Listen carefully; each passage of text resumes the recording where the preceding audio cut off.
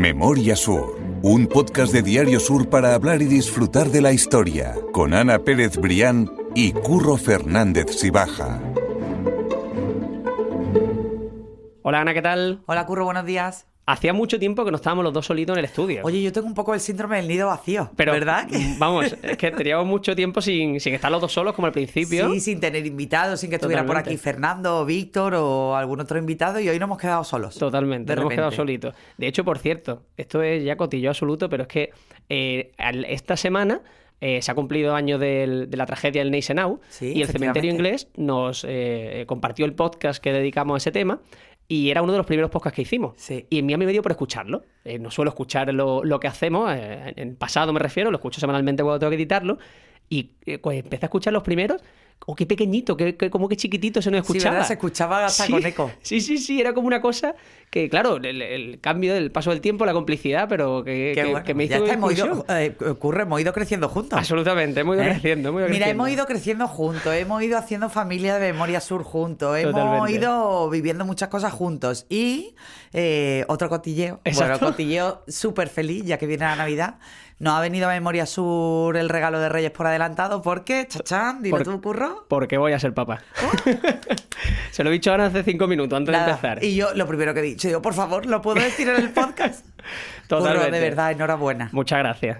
Vamos, y además lo estoy viendo aquí enfrente contento. Y tiene una cara de felicidad y yo igual. Verdad. Así que la familia de Memoria Sur crece y estaremos encantados de darle la bienvenida en junio al bebé que venga. Exactamente. Un 2025 bien intenso, por lo que estoy viendo. Sí. Bien intenso. Y 2024 tampoco se ha portado mal, ¿eh? No. Yo no me puedo quejar. Ha sido un año Desde luego, muy bueno. Yo no me puedo quejar. Vamos a tener, como siempre decimos, programación en Navidad, que seguimos, que la gente lo sepa, no paramos. Que espere cada fin de semana ese episodio especial. Y de hecho estamos haciendo algunas cosas y algunos temas chulos que yo creo que le va a gustar a la gente. Y el de hoy no es menos interesante porque es un artículo que tú escribiste, si no me equivoco, salió publicado el 3 de noviembre. Y a mí me parece que igual también tiene su toque navideño por el tema de que es un sitio que se visita en Navidad. Yo creo que es muy pertinente, punto uno, porque es uno de los escenarios principales del ocio navideño en Málaga. Bueno, de todo el año, pero en Navidad resulta muy agradable pasar por ahí. Y punto dos, antes de que se cierre el año y antes de que se cumpla el 150 aniversario de la Constitución, y ya aquí lo desvelo, de la Autoridad Portuaria, bueno, pues nos vamos a meter de fondo. Hace unos cuantos podcasts estábamos hablando con Paco Cabrera de la historia del puerto. Eso es. Pero hoy va a ser el paseo por los muelles que estamos acostumbrados a transitar, y contando en realidad cómo surge cada uno y que en realidad no se llaman como nosotros lo conocemos. Es decir, el Palmeral de las Sorpresas no se llama así, Muelle 1 no se llama así, y contar por qué cada muelle del puerto de Málaga, en concreto del 1 al 7, salvo el 5 que es muy pequeñito, lleva cada uno un nombre propio muy importante que está muy ligado a la historia del puerto y al papel determinante que tuvieron, bueno, pues los que reciben el nombre de esos muelles en la ampliación de la obra de ingeniería más importante que hubo en la ciudad, con permiso del parque. Totalmente. Así que hoy nos vamos a ir de paseíto por los muelles del puerto para celebrar la Navidad y para celebrar que mi amiguísimo Curro, de verdad estoy encantada que va a ser papi. Y enhorabuena, bueno, por supuesto, también desde aquí a Caro, un beso enorme. Que seguro que ya estaba guapísima siempre, pero ahora tiene que estar radiante y espectacular. Mucho más.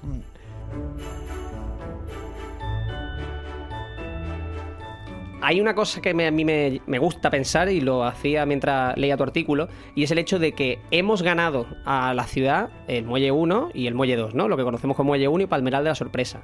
Porque yo creo que si ahora nos viene alguien de fuera de Málaga y le tenemos que enseñar la ciudad, esas dos paradas, ese paseo, casi es obligatorio. Y eso además ocurre desde hace 13, 15 años que se inauguró, en 2011, si no me equivoco. Sí, efectivamente. En 2011 se tira el muro del puerto, el que separaba sobre todo la parte del paso de los curas con el resto del recinto portuario. Bueno, y muchos no lo recordarán, y muchos otros sí, pero toda esa parte, todo ese Muelle 1 y toda esa zona del Palmeral, eso es. Pues era zona casi industrial, oscura, con muchas edificaciones que ocupaban toda la visión del mar. y que bueno, invitaban absolutamente a todo menos al paseo, ¿no? Era como una zona, bueno, yo no sé, lo hemos comentado Triste, muchas veces, yo lo he sí. dicho muchas veces aquí en el podcast, que en determinadas épocas, no hace tanto, a mí particularmente mis padres no me dejaban, cuando se hacía de noche, ni por supuesto, ni por el centro, ni por el parque, ni por el Paso de los Curas, ni por nada de eso, porque eran zonas muertas. Sí, sí, totalmente. Desde la zona del parque hacia el mar, era una zona un poco inhóspita, que no tenía tampoco mucho sentido yo creo pasar que por ahí. nunca vamos a ser conscientes de la revolución urbana y de la revolución ciudadana que ha supuesto esas dos infraestructuras concretamente, ¿no? Porque luego sí que tenemos el nuevo dique de Levante con la terminal de crucero y tal, pero no, allí está muy bien para hacer deporte y todo ese tipo de cosas, pero Muelle 1 y el Palmeral, bueno, pues son lugares que ya... Y además se han integrado muy rápidamente Eso es. en el escenario de la ciudad, es decir... En el tú ya imaginario de piensas en la Málaga, ciudad, sí. Piensas en la ciudad y tú ya no la contemplas sin esa visión de la pérgola maravillosa, del Palmeral, de la sorpresa, y la verdad es que hacen buen match, como dirían incluso los jóvenes. Este año, si no me equivoco, en el cartel del Festival de Cine de Málaga ha sido esa imagen de parte El de año pasado. O del año pasado, ¿verdad? De esa pérgola. La pérgola del Palmeral de las Sorpresas, que además lo hacía Mateo García de Estudio Anerita, un cartel que a mí me encantó, y el sol era... la una loca, simulación, ¿no? Una loca, exactamente. era el sí, sol, sí. pero llevaba un puntito rojo en el centro. Que es muy reconocible. Que todo malagueño, bueno, sabe perfectamente que eso es una loca. Totalmente. O sea, era que eso... un cartel maravilloso. Y eso es lo que te quiero decir, que como tú dices, lo hemos ganado a la ciudad y lo hemos integrado rápido porque es una visión que es muy reconocible y que tiene menos, como te digo, de 20 años. Entonces eso es interesante. Queremos poner un asterisco también aquí porque estamos diciendo que vamos a hablar de esos nombres propios que han dado nombre a los diferentes muelles de Málaga. Muelles tradicionales, pero es una... clásicos. Exactamente, es lo que tú dices, algo tradicional, algo clásico, porque ese dique de Levante, que es algo relativamente nuevo, no lleva nombre propio. Ese sí es dique de Levante. Los que han ido surgiendo posteriormente sí que ya no llevan nombre, pero por ejemplo eso, el dique de Levante. Pero sí que es cierto que a medida que se iba ampliando el puerto de Málaga, es decir, cuando se...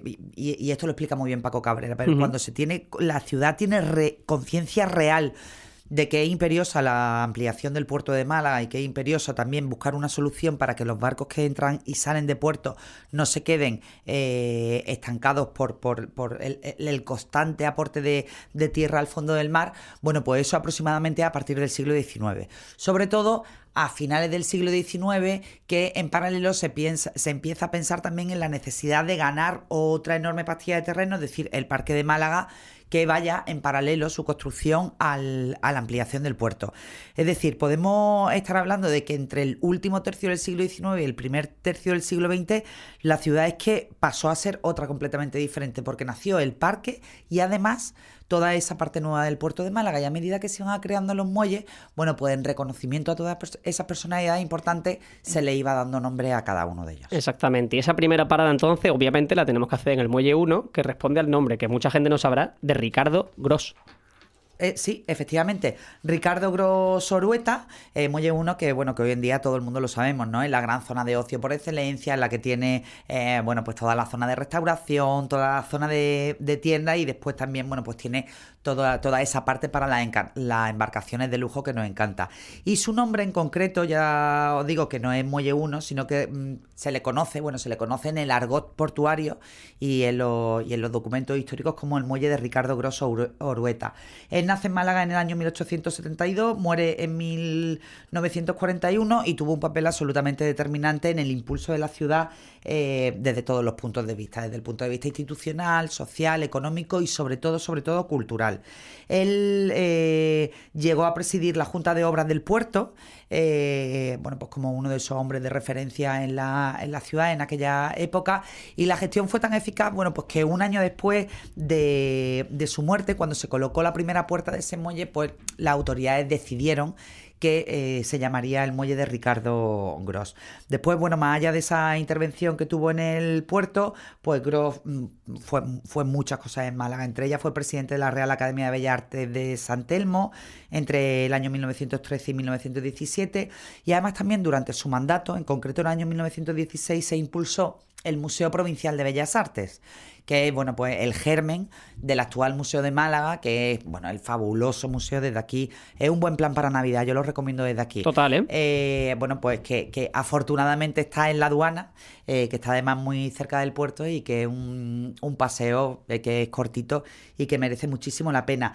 Y además, también, bueno, otra cosa que nos toca a ti y a mí muy de cerca, porque Ricardo Gros fue el impulsor, bueno, pues de esa fusión entre la Hermandad del Cristo de la Buena Muerte y la antigua Cofradía de la Virgen de la Soledad, dando lugar, ¿no?, a lo que es la Congregación de Mena, tal y como hoy la conocemos, y tú y yo como hermanos la disfrutamos además. Y además fue también su primer hermano mayor. O sea, que y fue nombrado por aclamación, es decir, que fue una persona muy relevante en la vida de Málaga. Historia de Málaga, esos personajes que a lo mejor no se me vienen a la cabeza cuando pensamos en los personajes históricos de la ciudad, pero que por supuesto ahí vemos la importancia, ¿no? Ese muelle 1 que responde al nombre de Ricardo Gros. También en ese argot de portuario, como tú dices, el muelle 2, que conocemos como Palmeral de la Sorpresa, muy paseable y muy generoso con las vistas de Málaga y muy bonito, como comentábamos antes, responde también al nombre de alguien a quien ya le hemos dedicado un podcast, lo dejaré vinculado en las notas como siempre, que es el Marqués de Guadiaro, es Carlos Larios. Sí, efectivamente, Carlos Larios y Martínez de Tejada, que nace en concreto en Málaga en 1816 y muere también en Málaga en 1896, no llegó a cumplir los 80 años. Bueno, pues fue un personaje absolutamente relevante, ¿no? Todas las personalidades que tienen nombre al final en los muelles de Málaga, y es una historia que también hemos contado a lo largo de estos podcasts, pertenecen de una u otra manera al clan de la Alameda, ¿no? El clan de la Alameda era ese lobby, por llamarlo de algún modo, de familias influyentes que al principio se instalan en los fabulosos palacetes de la Alameda y poco a poco, bueno, pues van ocupando calle Larios y todas las zonas nobles de la ciudad a medida que la ciudad iba creciendo. También la zona de la Caleta, con los palacetes del Limonar. Y entonces, bueno, pues Carlos Larios era uno de esos miembros destacados del clan de la Alameda. Él en concreto vivía con su mujer Amalia Larios, que era su prima hermana. De esto también hemos hablado en otros podcasts, en el número 20 de la Alameda. Y fue una persona que lo hizo todo en Málaga, ¿no? Fue una persona además que a diferencia de sus otros familiares, iba a decir los de pata negra, no, los de pata negra no, los que hicieron la calle Larios. El linaje principal, por decirlo así. Sí, justo, la línea, el tronco principal de ese árbol con tantas ramas, estoy hablando del primer y el segundo marqués, pues Carlos Larios no se fue de Málaga. Carlos Larios se quedó, no huyó como fue el caso del primer y del segundo marqués. Luego deja en las notas del podcast la razón. Sí. Y bueno, y lo hizo casi todo por la ciudad. Pues fue una persona profundamente implicada en el despegue industrial de la ciudad, porque fue él el que puso en marcha la fábrica La Aurora, una fábrica de tejidos que era conocida como la fábrica chica, porque se la comparaba con la fábrica grande, que era Industria Malagueña S.A., que era la fábrica que pusieron en marcha su cuñado y primo, el primer marqués de Larios, Martín Larios y Herreros, con Manuel Agustín Heredia. Entonces, y que yo no me canso de decir también, perdón por cortarte, que estaba donde hoy se sitúa el Larios Centro, el centro comercial Larios, que por eso responde al nombre de Larios, aunque no está cerca de la calle ni tiene esa relación aparente. Era una fábrica de tejidos que se ubicaba ahí en el Arroyo del Cuarto, se llamaba esa zona el Arroyo del Cuarto, y bueno, pues tuvo muchísima importancia en la ciudad en todo ese siglo XIX y contribuyó a que Málaga fuera una potencia textil antes de que Cataluña nos quitara el cetro, ¿no? Y entonces, como te digo, fue una persona muy implicada. El Marqués de Guadiaro además fue el primer presidente del Club Mediterráneo, que es una institución absolutamente imprescindible en toda esa dársena, sí, efectivamente, en toda esa dársena cercana al puerto. Y también, bueno, pues estuvo muy implicado en esa obra de ampliación. Él tuvo también un papel destacado en la Junta de Obras del puerto, y después, desde el punto de vista cultural y filantrópico en la ciudad, pues hizo muchísimas cosas, ¿no? Él impulsó la construcción del Teatro Cervantes, parte de todas las mejoras que se hicieron en la catedral a mediados, finales del siglo XIX se le deben a él. Él financió una de las vidrieras principales de la catedral.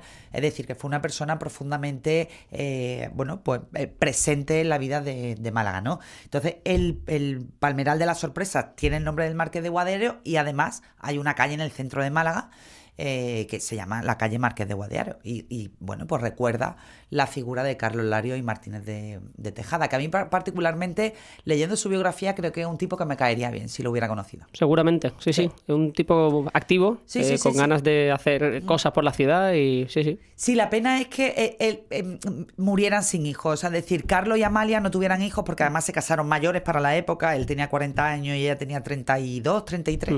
Tuvieron además que ir a pedir permiso a Roma porque eran primos hermanos.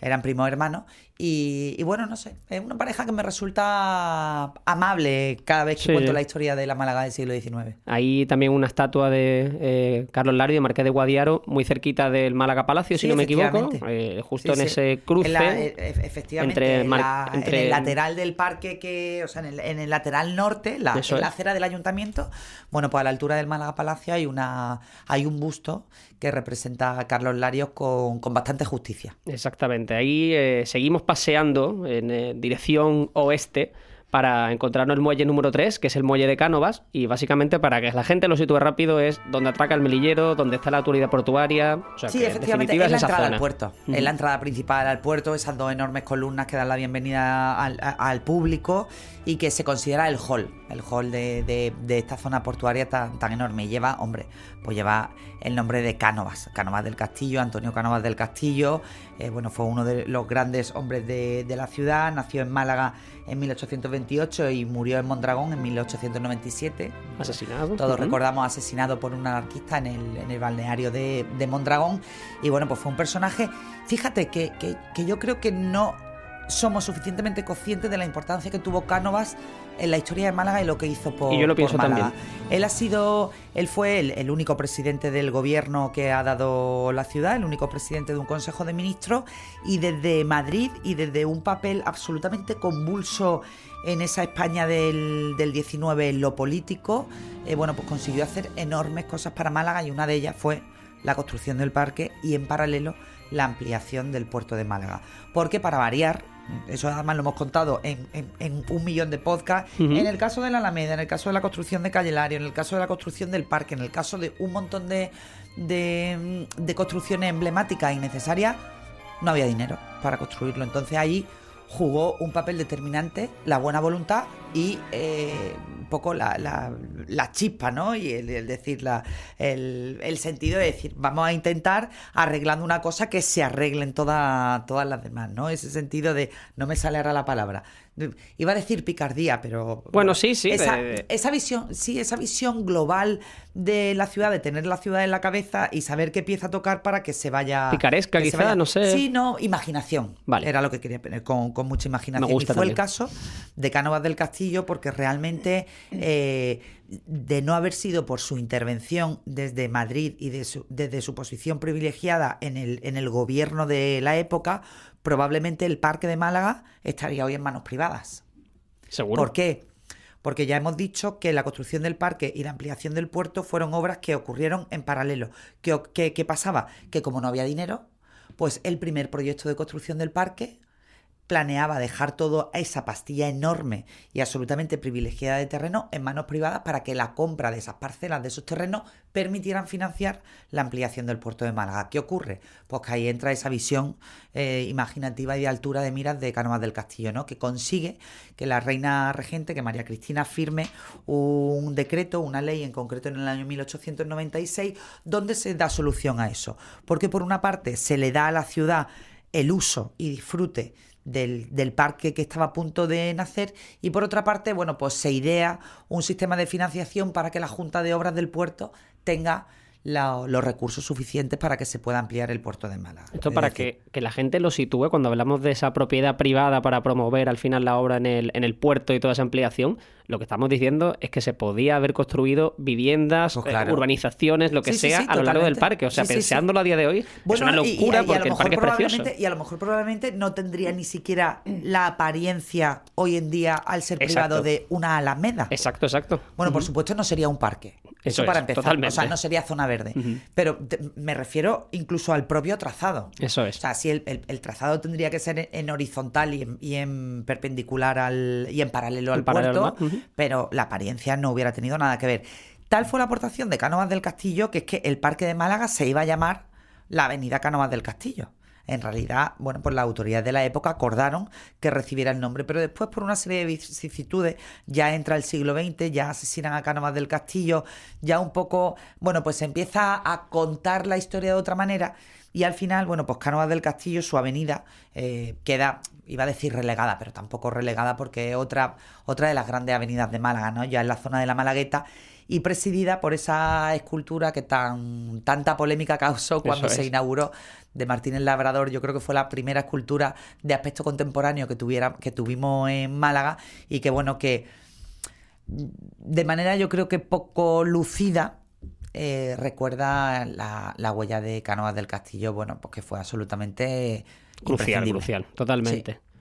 Si avanzamos nos encontramos el muelle 4 y el muelle 4 es el único que mantiene el nombre con el que realmente se le conoce en ese argot portuario y es Muelle Heredia. Sí, efectivamente, el muelle Heredia o el muelle Manuel Agustín Heredia, que discurre en paralelo a la avenida Manuel Agustín Heredia y que, bueno, pues que recibe el nombre del gran industrial de Málaga, del que hemos hablado un montón de veces en el podcast, que es uno de nuestros personajes favoritos y que, bueno, fue el primero que llegó, el primero que creó, el primero que tuvo éxito y gracias al cual sucedieron muchas cosas después, ¿no? En concreto, bueno, pues Manuel Agustín Heredia, lo hemos contado muchas veces, nace en La Rioja, en Rabanera de Cameros, en Logroño en 1786, como digo, fue uno de los primeros en llegar y muere en Málaga en 1846. Casualmente el mismo año en el que se inaugura la industria malagueña S.A., que te lo decía antes, era la gran industria textil que puso en marcha con su amigo Martín Larios, ¿no? Su amigo, y además compartían cuna riojana.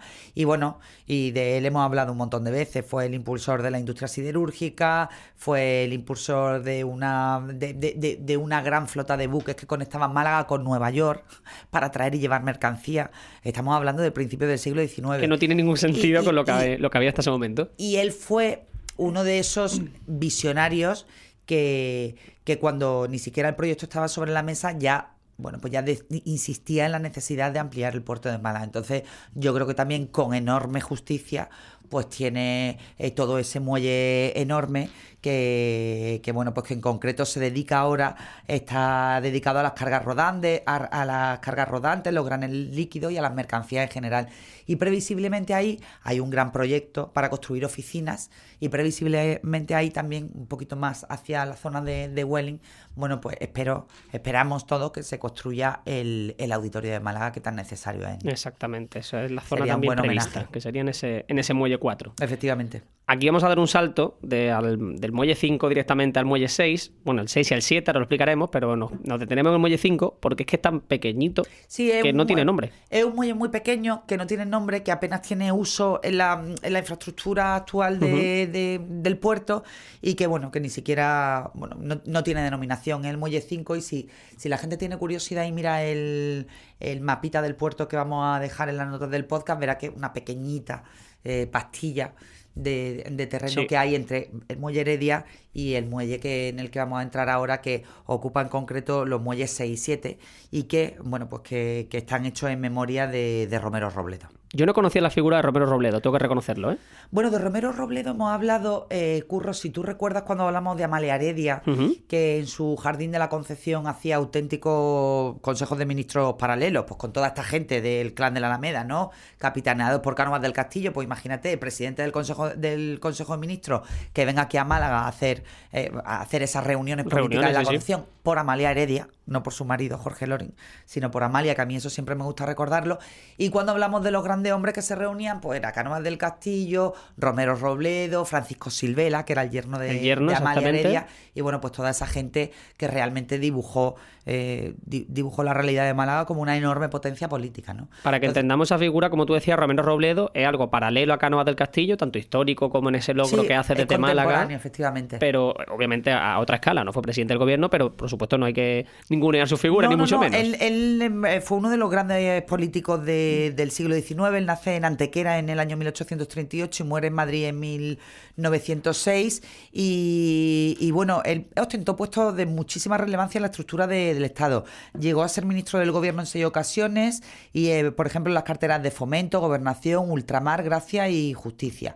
Y como te digo, fue compañero y contemporáneo de Cánovas del Castillo y hay un poco la leyenda las leyendas y los documentos históricos hablan de una relación que tuvo sus idas y sus venidas a lo largo de los años, ¿no? Que compartieron. Y es perfectamente comprensible porque siempre hemos dicho que en aquella época la política era absolutamente convulsa. De hecho, pues Cánovas del Castillo ha pasado a la historia no solo por ser el primer presidente del gobierno que hemos tenido nacido en Málaga, sino porque además él fue el que impulsó ese sistema de turnos entre conservadores y liberales y que tuvo que ser muy, muy complicado. Totalmente. El sistema ese del turnismo. Totalmente. Con ese paseo, o con ese muelle 7, porque como hemos dicho, recordamos, el muelle 6 y 7, el que lleva el nombre de Romero Robledo y el que se utiliza sobre todo para temas de logística. Yo creo que al final es el más desconocido para el malagueño. Sí, el gran espacio portuario, como el puerto que no se conoce, ¿no? Eso es. Pero es realmente el puerto que tiene todo el sentido de lo que representa un puerto. Eso es, sí. Que un puerto no solo es un lugar para pasear y para tomarte una cerveza y para ir a Muelle 1, y es que un puerto tiene que ser, tiene que tener su función comercial, su función de intercambio, su función de almacenaje y todo ese tipo de cosas que no es tan bonito a la vista, pero que al final es que dibujan Málaga, pues como un espacio que es capaz de competir, iba a decir, con otros puertos como Algeciras. Con Algeciras es imposible competir, no, exacto, pero que sí tiene, pues sí tiene su lugar en el mapa y su importancia estratégica absolutamente, pues definitiva, ¿no? Totalmente. Hace unos podcasts hablábamos con Paco Cabrera, donde nos contaba esa historia de la Junta Portuaria, de cómo se creó ese origen, por decirlo de algún modo, el puerto de Málaga, que este año cumple el 150 aniversario. Y quiero recordar, antes de acabar simplemente, aunque como digo lo voy a dejar vinculado a las notas del podcast, que Paco nos contaba que el puerto de Málaga sigue siendo un puerto inacabado. Es decir, que hay un proyecto de crecimiento, un proyecto de expansión del puerto y que todavía queda mucho puerto y mucho muelle por hacer. Efectivamente. Es que además, y también lo contaba muy bien Paco, es que al final los puertos son lugares vivos. Uh-huh. Entonces los puertos tienen que ir creciendo a medida que crece la ciudad. Imagínate lo que ha crecido Málaga, Curro, en los últimos 20-25 años, pues es que tiene que haber un crecimiento en paralelo del Totalmente. puerto. Sí. Ya no solo desde el punto de vista de esa función que hablábamos del puerto como lugar de logística, de intercambio comercial tal, sino pues del puerto como un lugar de impulso de la gran industria que alimenta Málaga, que nos guste o no, es el turismo.